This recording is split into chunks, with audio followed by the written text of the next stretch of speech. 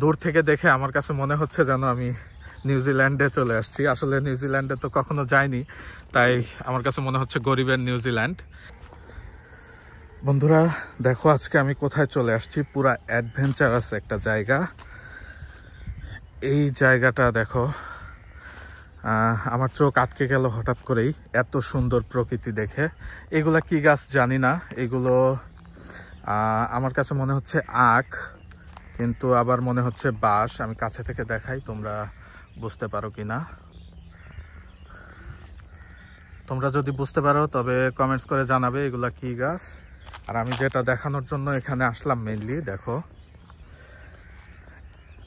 দূর থেকে দেখে আমার কাছে মনে হচ্ছে যেন আমি নিউজিল্যান্ডে চলে আসছি। আসলে নিউজিল্যান্ডে তো কখনো যাইনি, তাই আমার কাছে মনে হচ্ছে গরিবের নিউজিল্যান্ড। দূরে কি সুন্দর ঘাসের মাঠ, আর সেখানে গরু ঘাস খাচ্ছে। আর এই যে এই পাশেও মাঠ অনেক বড়, আর এই যে এরকম রাস্তা দিয়ে আমি হেঁটে হেঁটে আসলাম। আর এই পাশে কলা গাছ, কলা বাগান, পেঁপে বাগান, এই সব কিছু আছে। তো আমি যদি আরও একটু সামনে এগিয়ে যাই তাহলে আরও ভালো করে দেখতে পারবে যে এত সুন্দর প্রকৃতি। এটা যে ঢাকা শহরে, এটা বিশ্বাস করাটাই কঠিন বা বিশ্বাস করানোটাই কঠিন। আমি এই এরিয়াতে এত এসেছি কিন্তু এইরকমটা কখনোই দেখিনি বন্ধুরা। আজকে যেটা দেখলাম এটা হয়তো কাছে থেকে দেখতে পারলে আরও ভালো লাগতো। মানে আমার কাছে মনে হচ্ছে যে গরিবের নিউজিল্যান্ড। আর এই জায়গাগুলো শীতের দিনে এত সুন্দর লাগে।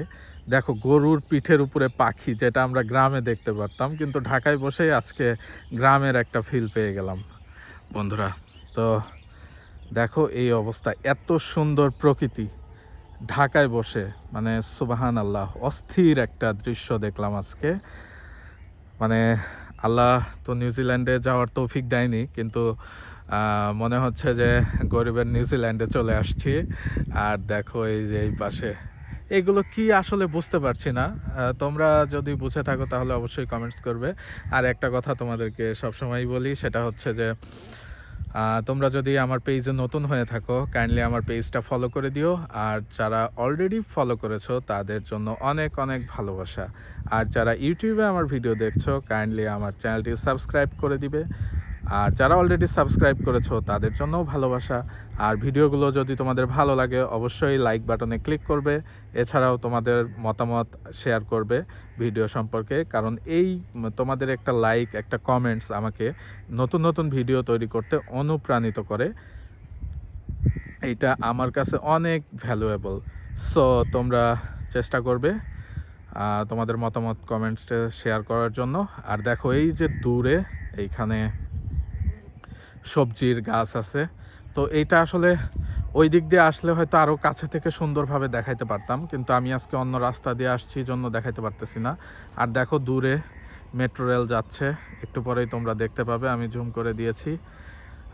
সব কিছু মিলিয়ে এই জায়গাটা অসাধারণ। মানে ঢাকার ভিতরে যে এরকম একটা জায়গা পাওয়া যাবে আমার ধারণাও ছিল না। দেখো মেট্রো রেল যাচ্ছে।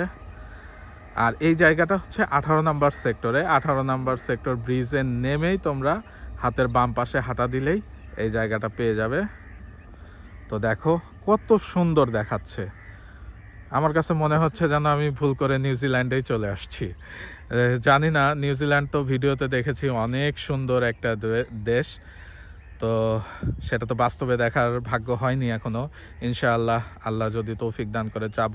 তবে আজকে যে জায়গাটায় আসছি এটা আমার কাছে নিউজিল্যান্ডের চেয়ে কোনো অংশে কম না, তাই বারবার আমি মেনশন করছি। দেখো তোমরাও দেখো আসলে কত সুন্দর জায়গাটা। এই জায়গাটায় আসলে মন ভালো না হয়ে পারবে না।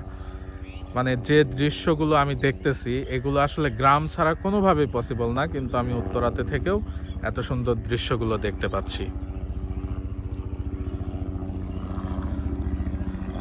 দেখো পাখি উড়ে যাচ্ছে, সব কিছু একই ফ্রেমে, মানে একই ফ্রেমে এত কিছু পেয়ে যাব আমি ধারণাও করতে পারিনি।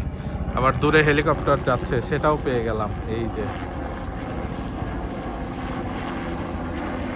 যাই হোক বন্ধুরা, দেখো আশা করি তোমাদের ভালো লাগবে।